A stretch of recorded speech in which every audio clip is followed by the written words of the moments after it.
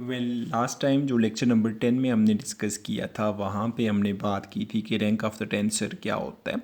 उसमें हमने 0 rank 1 rank 2 3 4 up to so on देखा था कि डिफरेंट रैंक्स के डिफरेंट टेंसर्स होते हैं। फिर हमने ये कहा था कि आपके पास जो 0 रैंक टेंसर होता है एक्चुअली वो आपके पास स्केलर क्वांटिटी होती है। जो रैंक 1 टेंसर होता है वो आपके पास वेक्टर होती है और इसी तरह से फर्दर आगे टेंसर स्टार्ट हो जाते हैं।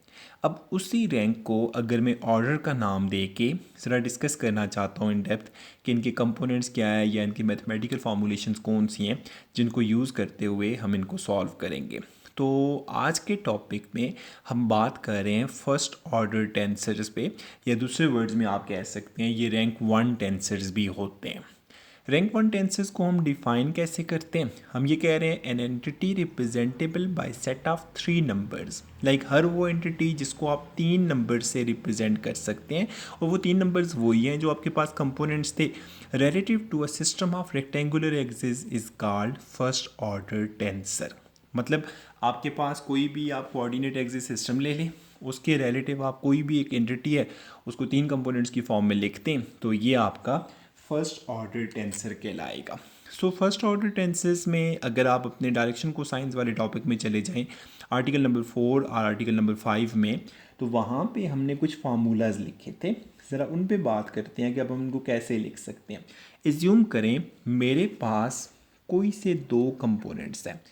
एक component A with the subscript of I है और दूसरा कोई और कंपोनेंट है वेक्टर का जिससे मैं A with the subscript of J कह देता हूँ। ये आपके कोई से 2 रेक्टेंगुलर कोऑर्डिनेट सिस्टम्स हैं लाइक जो एक दूसरे के रिलेटिव आपने लिखे थे। पहला कोऑर्डिनेट सिस्टम आपका जो स्टैंडर्ड कार्टेशियन कोऑर्डिनेट यूज़ किया जाता है OX1 बार OX1 OX2 OX3, और दूसरा जो आपने OX1 बार OX2 बार और OX3 बार लिखा था। तो वहाँ पे अगर हमारे पास कोई से 2 कंपोनेंट्स ए ऑफ आई और ए ऑफ जे हों तो इनके दरमियान रिलेशन हम लोग लिख के आए थे कि इसको हम ऐसे कह सकते हैं कि अगर हम ए ऑफ जे बार लिखना चाहें तो ये कुछ ऐसे बनता है L with the subscript of I and J into A of I. एक फार्मूला आपके पास ये आएगा। लाइक ये फार्मूला ऑलरेडी हम प्रूव करके आए थे। उसके बाद इसी तरह से अगर मैं ए ऑफ आई को लिखना चाहूँ तो इसे इस फॉर्म में भी लिख सकते हैं A of I equals to L with the subscript of I and J into A J bar. तो इस फॉर्म में आप इनको कोरिलेट कर सकते हैं। तो अब अगर यहाँ पे हम देखना चाहें तो एक वैल्यू हमने यूज़ की है L of I J. L of I J के बारे में हम ये कहते हैं ये आपका डायरेक्शन को साइन ऑफ लाइंस है जो कि आपने 2 कोऑर्डिनेट सिस्टम्स ओ एक्स बार और ओ एक्स की फॉर्म में। सो यहाँ पे हम ये कह रहे हैं कि जो आपने L of with subscript of I J किया था ये basically cosine of angle between O X I and O X bar I के बराबर है। तो हमने ये कहा L of I J is cosine of angle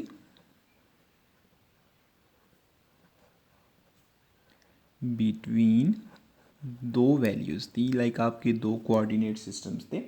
एक सिस्टम को आपने O X with the subscript of I कहा था और दूसरे को O X bar with the subscript of I कहा जे कहा था सॉरी।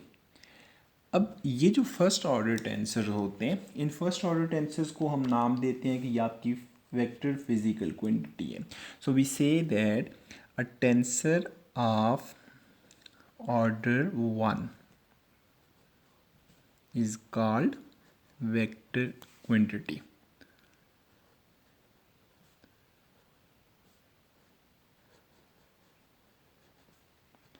तो यहाँ पे हमने फर्स्ट ऑर्डर टेंसर्स में इसको डिस्कस किया। अब ज़रा एक और काम करते हैं। एज्यूम करें हमारे पास कोई से 2 टेंसर्स हों फर्स्ट ऑर्डर के और वो आप कोई से टेंसर्स ले सकते हैं अपनी चॉइस पे।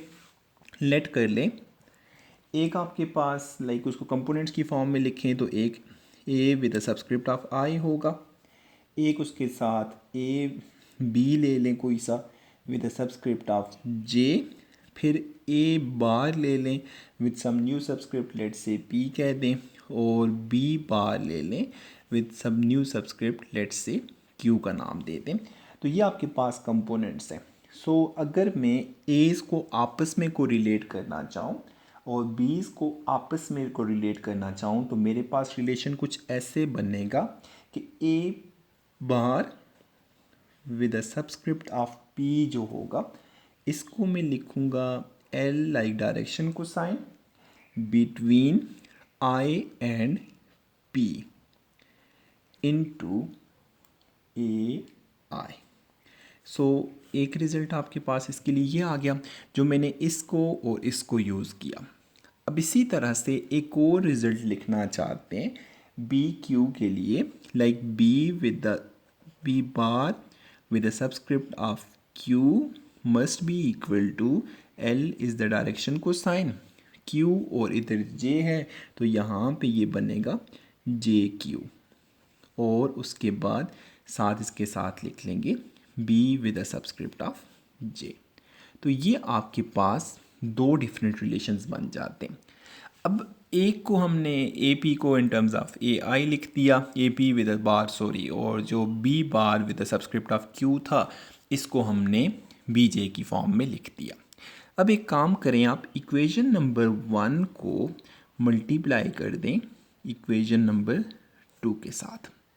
तो यहाँ पे जब ये दोनों इक्वेशंस मल्टीप्लाई होंगी तो कुछ रिज़ल्ट ऐसे आएगा आपके पास, ये दोनों वैल्यूज़ आपस में मल्टीप्लाई हो जाएंगी, ये दोनों वैल्यूज़ आपस में मल्टीप्लाई हो जाएंगी, तो ये बनेगा A bar with a subscript of P into B bar with a subscript of Q must be equal to L with a subscript of I P into A I multiply by L with a subscript of JQ into BJ।